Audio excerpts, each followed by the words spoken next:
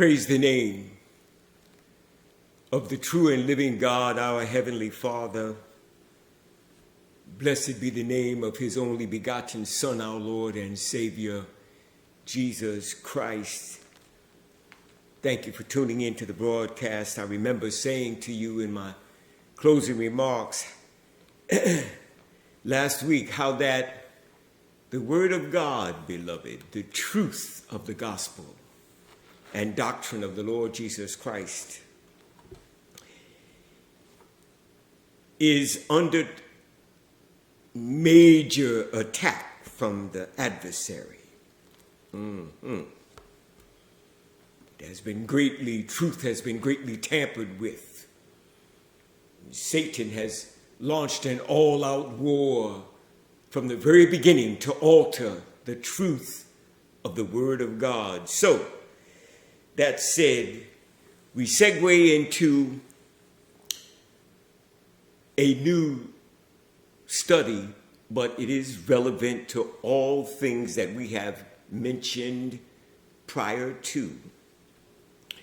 And our study will be titled, A War of Words, the Serpent's Flood. Mark chapter 12, verse 29 and 30 reads this way. And Jesus answered him, the first of all the commandments is, Hear, O Israel, the Lord our God is one Lord. Deuteronomy chapter 6 and verse 4. Old Testament scriptural reference of what we just read. Deuteronomy chapter 6 and verse 4. Hear, O Israel, the Lord our God is one Lord. Do you see this? The true and the living God that has created all things, to include you and me. That God, the only true God, he is one God. John chapter 1 now, St. John chapter 1, we want verse 1. St. John chapter 4 and verse 24, we will also read St. John chapter 6 and verse 36. Familiar portion of scripture, I am quite sure. Nevertheless, it reads, St. John 1 and 1, in the beginning was the Word, and the Word was with God, and the Word was God. John chapter 4, verse 24. God, who is the Word,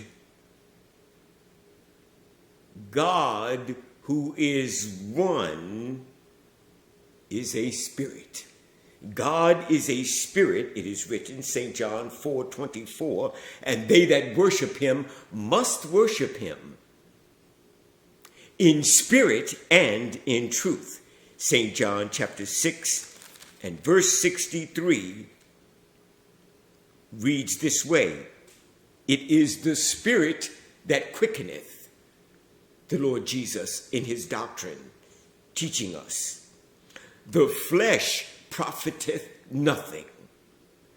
The words that I speak unto you, they are spirit and they are life. God, who is one spirit. There is only one spirit, that is God. God, who is one, is the Word of God. There is only one Word that is truly God. Exodus 24, verse 12. Exodus chapter 31, verse 18. Exodus chapter 32, verse 15 and 16.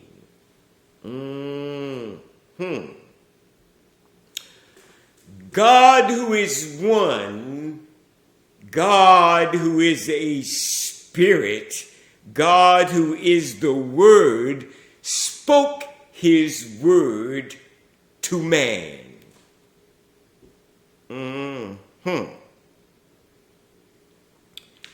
He himself not only spoke his word to that people that he had chosen unto himself to make them his people, he not only spoke his word to them, but God Almighty, who is a spirit, wrote. God wrote his own word and gave that word which he himself had written to man. Exodus. Thank you, Jesus. Exodus chapter 24, verse 12 reads this way, "And God said unto Moses, Come up to me into the mount and be there, and I will give thee tables of stone and a law and commandments which I have written." God writes. God writes his own word. "I will give thee tables of stone and a law and commandments which I have written, and not man or woman, that I have written, that thou mayest teach them." It is the word of God that God himself wrote into stone, tables of stone, giving it to his servant Moses, that Moses would teach the people of Israel that word which God himself, who is spirit and word, did write into stone. That word is the word that God gave to man. It is that word that men, all men, need.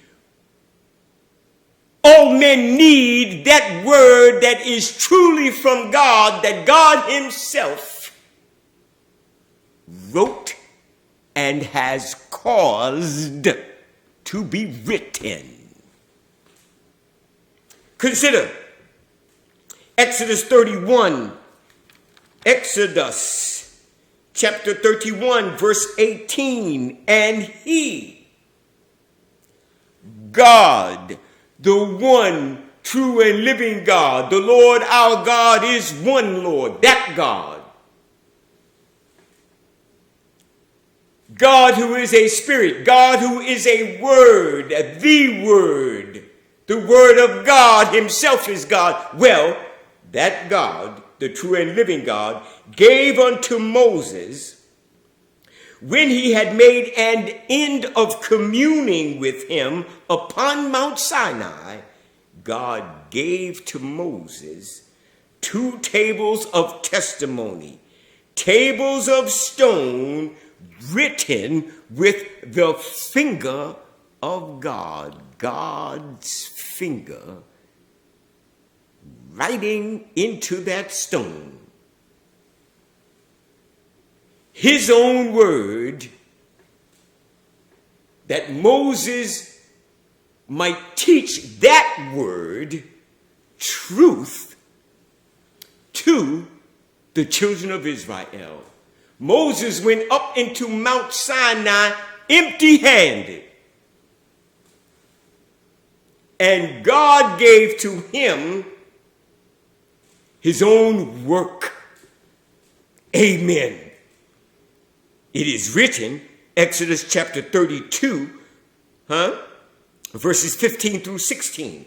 And Moses turned after God finished communing with him and committing into his possession those tables wherein God himself with his finger wrote his word, his law, his commandments into that stone. Giving those tables to Moses, Moses turned himself and came down out of Mount Sinai. And Moses turned, I'm reading Exodus chapter 32, verse 15. And Moses turned and went down from the mount, and the 2 tables of testimony were in his hands. The tables were written on both their sides. On the one side and on the other were they written. Verse 16, and the tables were the work of God. And the writing was the writing of God graven upon the tables. And it is that word, beloved, that word, that truth, that holy written truth, word of God written by God himself and not man. It is that word, that writing, this writing, that Satan hates with a venom.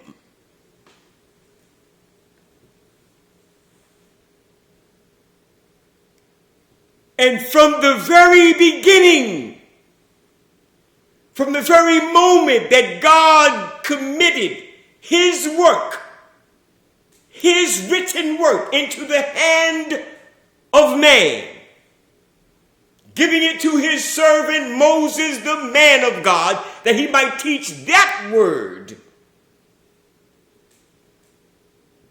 to the people of God.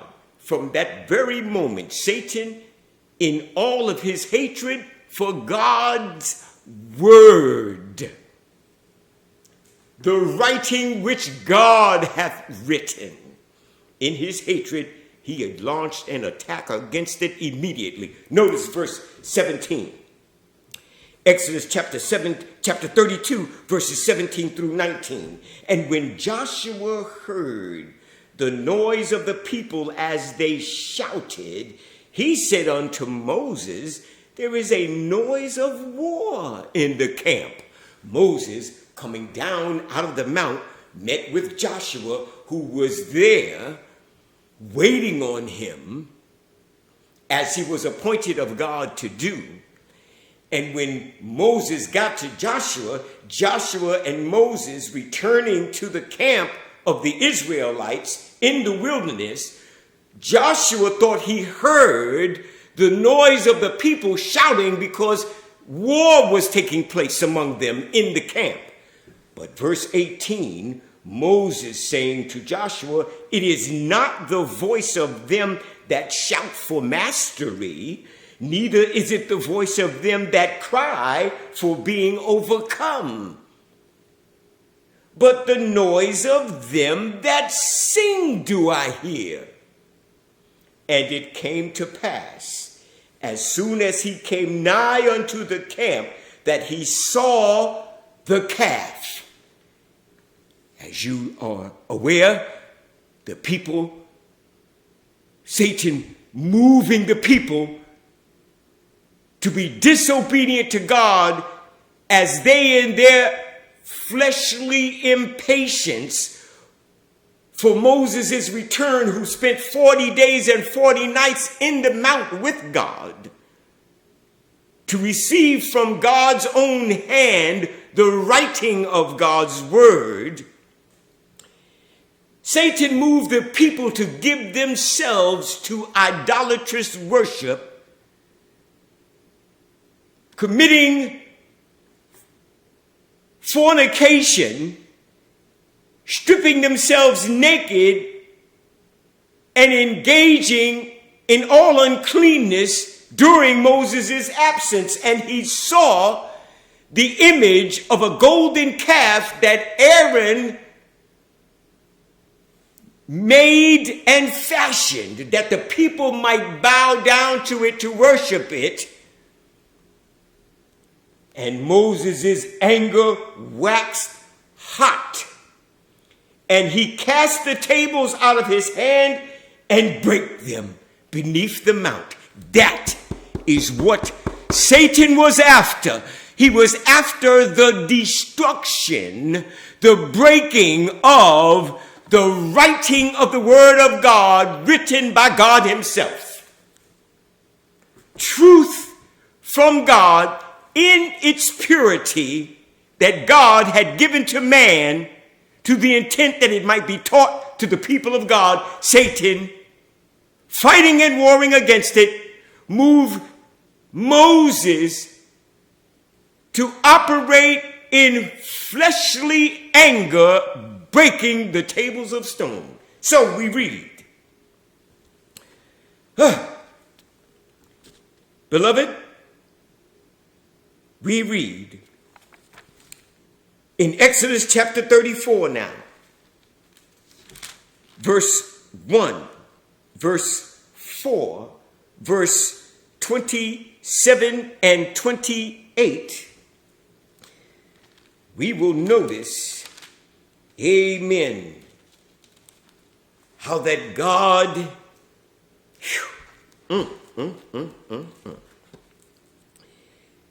always triumphing over the enemy, prevailing over him to ensure that the truth of his word will always be available to the sons and daughters of God. Amen.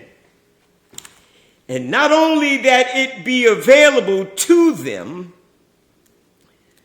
but God makes sure that he will have himself a people that will obey his word. So we read in Exodus chapter 34, verse 1,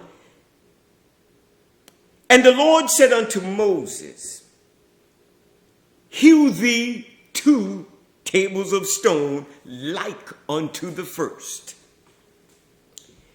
And I will write upon these tables the words that were in the first tables which thou breakest. Look at verse 4. And he, Moses, God's man, obedient to God, hewed 2 tables of stone like unto the first. And Moses rose up early in the morning and went up unto Mount Sinai as the Lord had commanded him, and took in his hand the 2 tables of stone. See, the first time he went empty-handed. God had cut him some stone himself, or spoke it and it was there. Amen. And wrote into that stone his word. This time, upon Moses' return up into Mount Sinai, he has in his possession 2 tables of stone that God commanded him to hew out and bring up with him when he came. Exodus 34, verse 27 and 28. And the Lord said unto Moses, write thou these words after the tenor of those words. Write thou these words, for after the tenor of these words, I have made a covenant with thee and with Israel. And he, Moses, was there with the Lord 40 days and 40 nights. He did neither eat bread nor drink water, and he wrote upon the tables the words of the covenant, the 10 Commandments. Now, that there be no confusion about who it was who did the writing, Deuteronomy chapter 10, verses 1 through 5. Amen. God wrote into that stone the first time when he called Moses into the mount, and Moses went up empty-handed. God committed into his hand tables of stone that God himself had written with his finger into that stone, his word, his law, his commandment.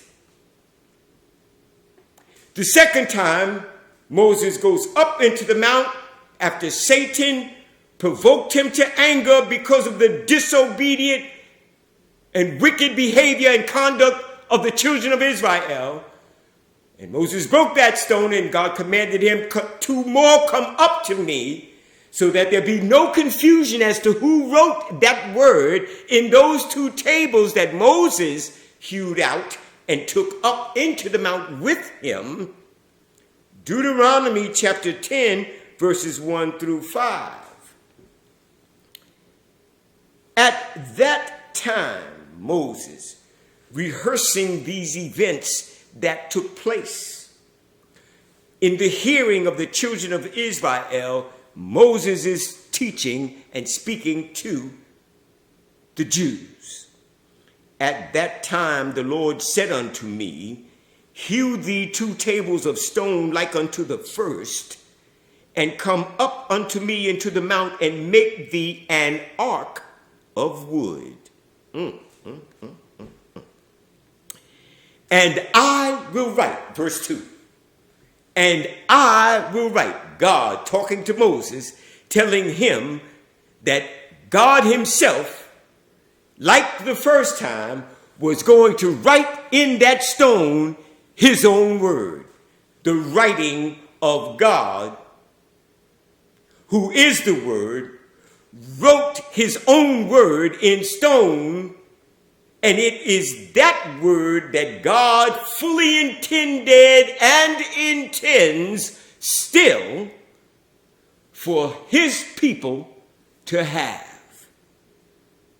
And most importantly, to obey. And I will write on the tables the words that were in the first tables which thou breakest, and thou shalt put them in the ark.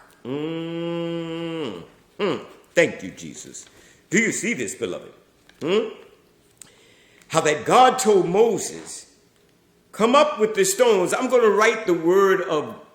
write my word again in those tables you bring up to me. And you build an ark. And I want you to put the stones, the tables of stones, with my word written upon them by me into the ark. Verse 3, Moses still talking to the children of Israel. And I made an ark of shittim wood, and hewed 2 tables of stone like unto the first, and went up into the mount, having the 2 tables in my hand. The second time. And he, Moses, tells Israel and you and me this day that it was God who wrote on the tables according to the first writing, the 10 Commandments, which the Lord spake unto you in the mount out of the midst of the fire in the day of the assembly. You see, God spoke his word to Israel first. Thank you, Jesus. And the people couldn't bear to hear God's voice as he spoke his word to them, everything and everyone out there could have died by virtue of the fact that God Almighty was speaking, uttering his own word in the hearing of man. And all of Israel, trembling and quaking, cried and begged Moses not to let God speak to them anymore. Moses, you talk to us, but let not God speak to us unless we die. Beloved, you got to read Exodus for yourselves to understand and to know that the things that I've just said to you are true because they are written. Moses reminding them here in Deuteronomy chapter 10 that God wrote again, a second time, the words into stone that Israel heard God speaking but could not bear to have God continue talking to them. Verse 5. I'll read verse 4 again. And it was God's work, God's writing. You see, it is the word of God that God himself has written and caused to be written.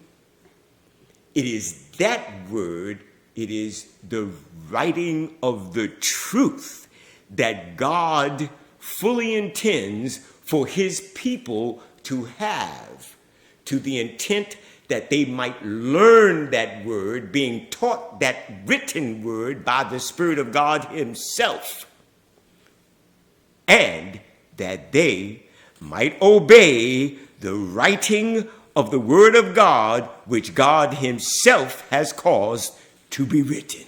It is that word that God wants his children to have, to learn, to know it, and to obey it.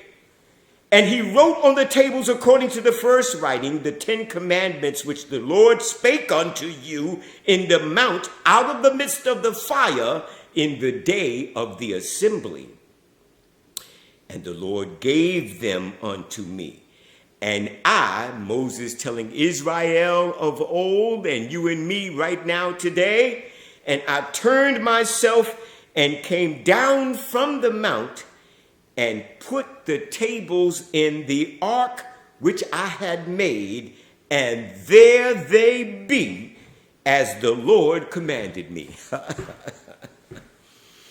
God causing Moses, commanding him, put that word in the ark that you have made. By this indicating to us in this day and time how that God fully intends for it to be known that his word, amen, will always and forevermore be preserved, and that it will be in place. Satan can never undo this, because the word of God is God himself. And fight though he may, the serpent cannot triumph over the word of God. We read, amen. And we will read, with God to help us, quite a bit from 2 Kings chapter 22 and verse 1. 2 Kings chapter 22 and verse 1,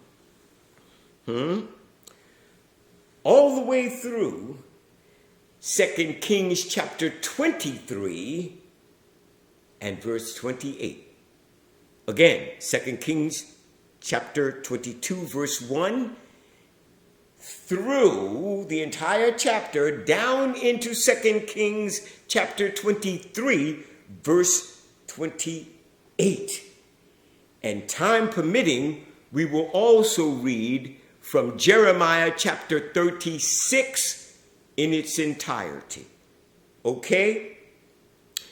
As we very prayerfully, I hope that you are praying with me and for me as we are studying, as that is always necessary, beloved. We need one another's prayers because we need for God to help us at all times, even when we study. We need the Lord Jesus to be with us. We need his Spirit, even the Holy Ghost, to be in charge of the administration of his own word, God's own word. As we study this portion of scripture that I just called out to you, amen, we are going to see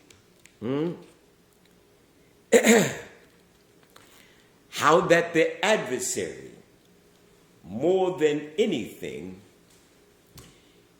hates the very notion that God himself has caused his own word to be written. God himself, first of all, speaking it to his people, then writing it himself into stone and causing that word written in stone to be placed into the ark,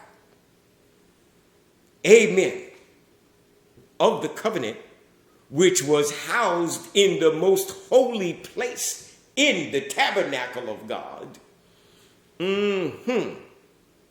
Satan hates it and wars against that work of God, because the writing was the work of God. The writing was the writing of God. And that is what Satan hates. He hates that God gives his word, that God himself hath both spoken and caused to be written. The serpent hates that God gives his word to the sons and the daughters of God. And we read in 2 Kings.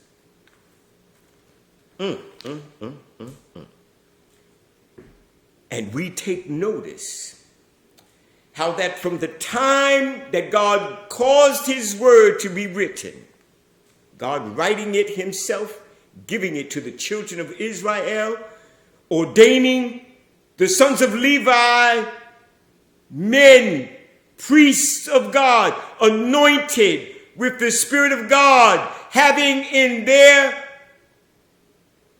possession the ability to teach the word of God to the Israel of God.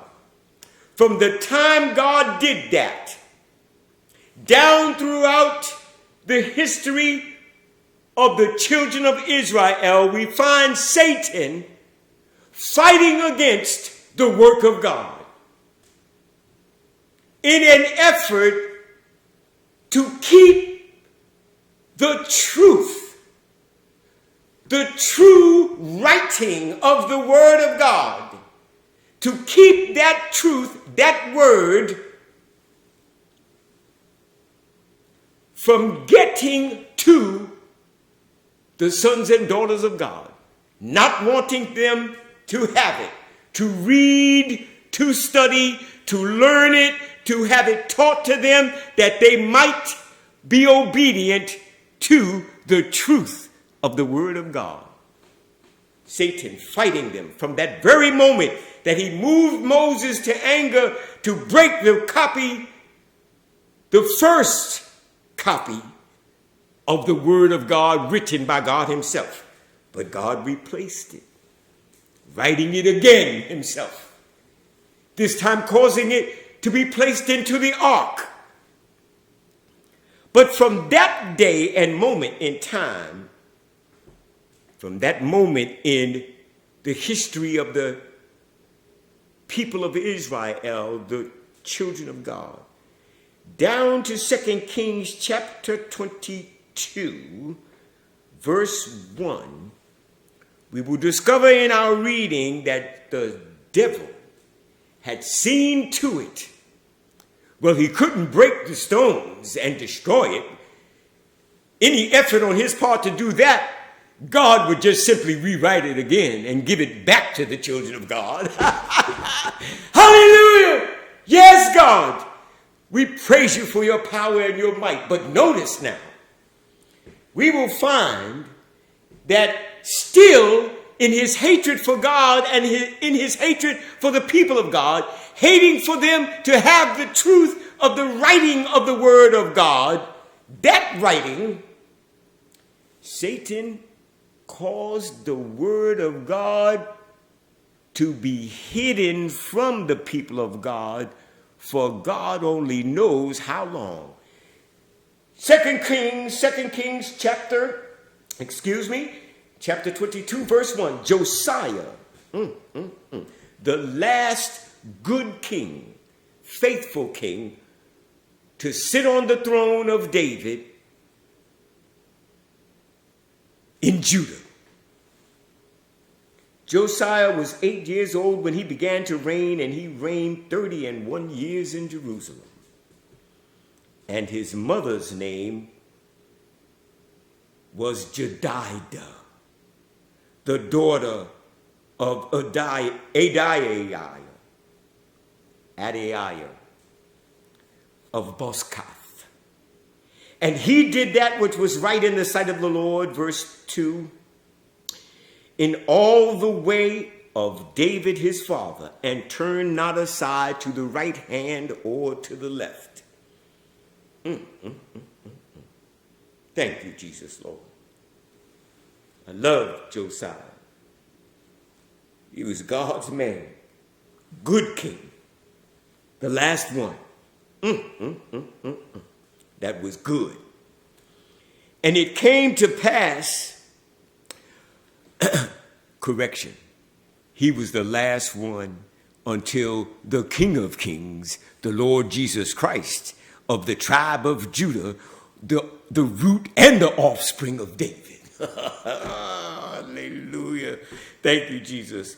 Verse 3 now, 2 Kings chapter 22, verse 3. And it came to pass in the 18th year of King Josiah. He is 24 years old now. Remember, he took the throne when he was just a child at 8 years old. And the senior men who were true to God, faithful priests, they had the oversight and they took care, and they were his counselors until he came of full age. And in the 18th year of his reign as king of Judah, that Josiah the king sent Shaphan, the son of Azaliah, the son of Meshullam, the scribe, to the house of the Lord, saying, go up to Hilkiah the high priest, that he may sum the silver which is brought into the house of the Lord, which the keepers of the door have gathered of the people. Amen. By tradition, the Jewish people would go up to the temple, go up to the house of the Lord, amen, in Jerusalem, and the priest would collect, amen, gold or silver, such as the people brought, amen, an offering, a monetary offering to the Lord. Amen. And Josiah wanted to know the sum of the silver that had been collected. Amen. And so he sent certain men to go to Hilkiah the priest, who was at the temple of the house of the Lord. Amen. To get this information and to get that number. So we will drop down to verse 8. And Hilkiah the high priest said unto Shaphan the scribe, I have found the book of the law in the house of the Lord. The book of the law that God had given to Moses, the tables of stone, and from the tables of stone, the word of God written in the stone was transcribed into a book, And it was there for the high priests and the Levites, the sons of Levi, to teach to the people of God. But from the time God gave it to Moses to this time right here, Satan warring against the children of God, first of all, to defile the priest and cause them to be disobedient to the law so that they could not be used of God to teach the word of God. Then to the people of God, in their sins and ignorance of the truth, were carried away by the devil to worship idol gods and to be disobedient to the writing of the law that God had given to Moses.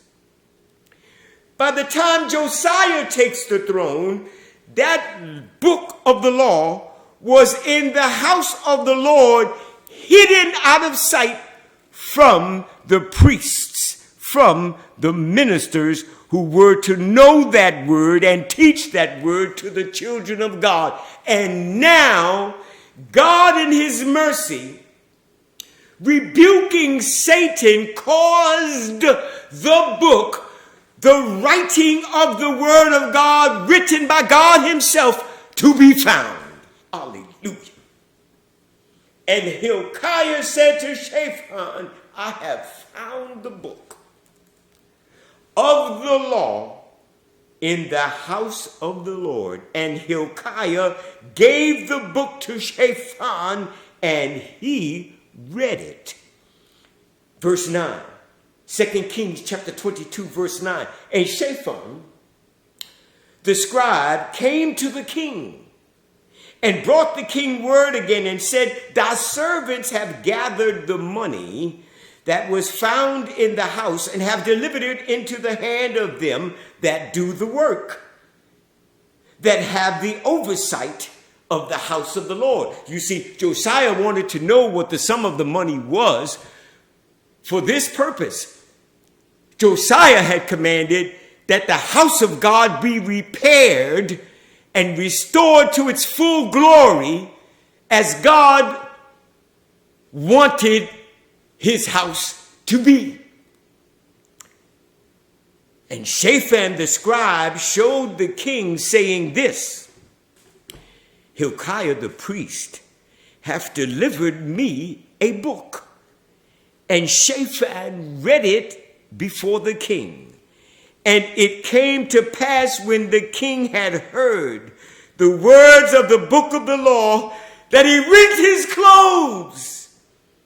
And the king commanded Hilkiah the priest and Ahikam the son of Shaphan and Achbor the son of Micaiah and Shaphan the scribe and Asaiah a servant of the king's, saying, go ye, inquire of the Lord for me and for the people and for all Judah concerning the words of this book that is found, Satan having hidden it from them, so that in all the time that the book was hidden, the people of God were without the true writing of the word of God that God himself had written and caused it to be transcribed into a book that it might be read and taught to the people. Now it is found, and Josiah is moved with urgency, sending these men to make inquiry from God. They wanted to know from God. He wanted to know. He wanted answer and direction from God, not only for himself as king, but also for all of the people of Judah. Because our fathers, do you see this? Because our fathers have not hearkened unto the words of this book, to do according to all that is written concerning us.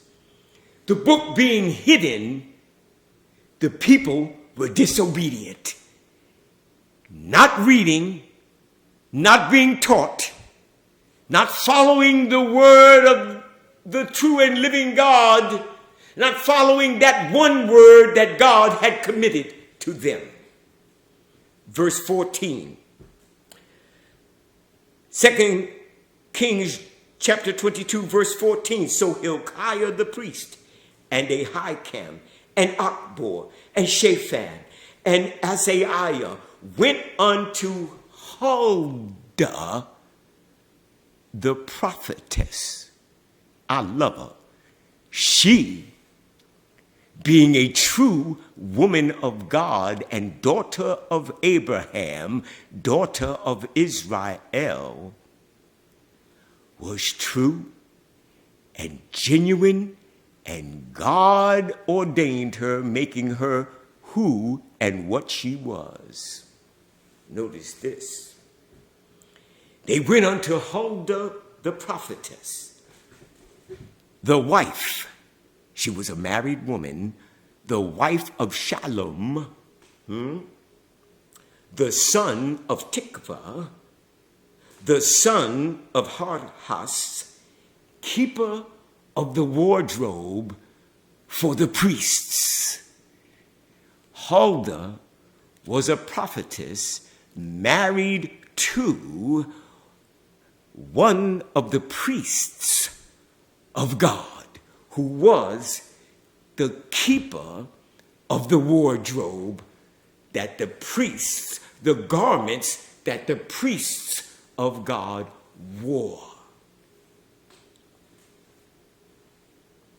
She was a prophetess. She was not God's priest, and she did not behave herself in disobedience to the law of God, to take it upon herself to handle the Holy Scriptures, to teach the Word of God to the children of Israel. Did she do that? No, Huldah, you did not, because you were a true woman of God, a true prophetess of God for real. And in that capacity, let us read and see how God used you, Sister Huldah.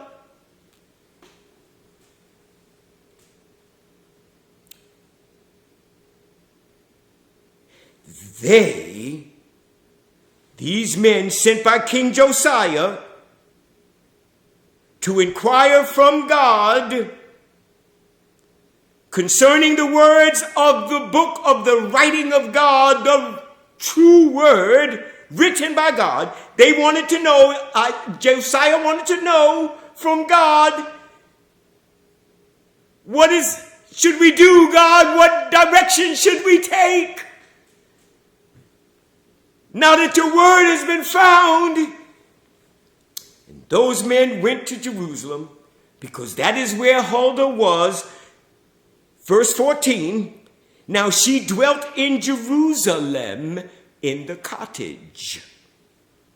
And they, that envoy that was sent by the king, communed with her. And she said unto them, thus saith the Lord God of Israel, tell the man that sent you to me. Verse 15. 2 Kings chapter 22, verse 15. God by his Spirit speaks through this woman. When she opens her mouth, it is not Huldah the woman, the flesh of some woman, but God the Holy Ghost, God the one true Lord and God, God the Spirit of God, speaks his word to those men who were sent by by Josiah the king. And God talks to her. Through her, God talks to them. God himself saying, thus saith the Lord God of Israel, tell the man that sent you to me, to God. They communed with Huldah, but it was God they wanted to make contact with. They needed to hear from him, and he speaks to them, speaks to Josiah through his servant, the prophetess Huldah. Verse 16. Thus saith the Lord, behold, I will bring evil upon this place. This is God talking through Huldah. I will bring evil upon this place and upon the inhabitants thereof, even all the words of the book which the king of Judah hath read. Verse 17. Because they have forsaken me, and have burned incense unto other gods, that they might provoke me to anger with all the works of their hands. Therefore my wrath shall be kindled against this place, and shall not be quenched. God is still talking through Huldah. But to the king of Judah, which sent you to inquire of the Lord. Amen.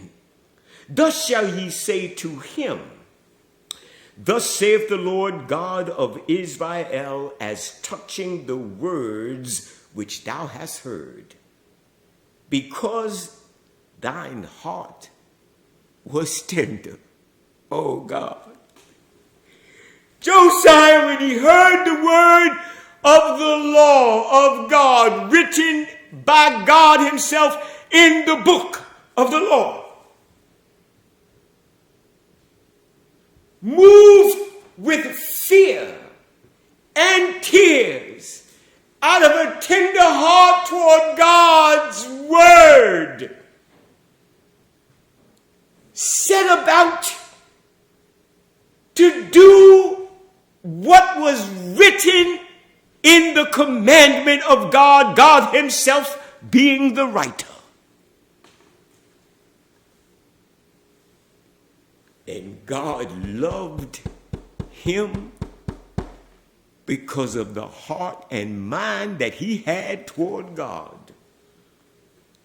Because thine heart was tender, and thou hast humbled thyself before the Lord, when thou heardest what I spake against this place, and against the inhabitants thereof, that they should become a desolation and a curse, and hast rent thy clothes, and wept before me.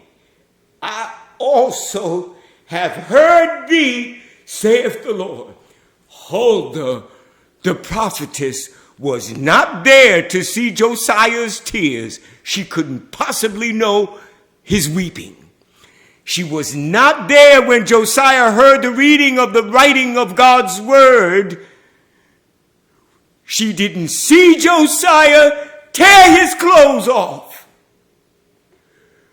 afraid and broken that he, along with all of Judah and his fathers before him, who were on the throne prior to him getting there, had not obeyed the writing of the word of God that God committed into Moses' hands to teach Israel, that they might learn that word and obey it. Verse 20, behold, therefore, I will gather thee to thy fathers. God's Spirit talking through Huldah. I will gather thee unto thy fathers, and thou shalt be gathered into thy grave in peace. Man. And thine eyes shall not see all the evil which I will bring upon this place. And they brought the king word again. Beloved, we are not going to have time. And I always say to you that it does take time to teach and to study the Word of God. But I do thank God for what we have been able to get in today. Amen. And my prayer is that you will read for yourself, okay? 2 Kings chapter 23, verse 1 down through verse 28.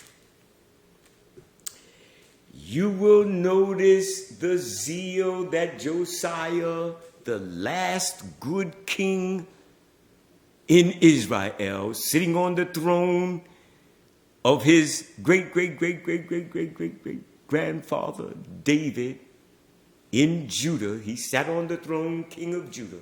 He was the last good king to do so. Amen. Not sit on the throne. There were others after him, but he was the last good one. And you will discover his zeal for God.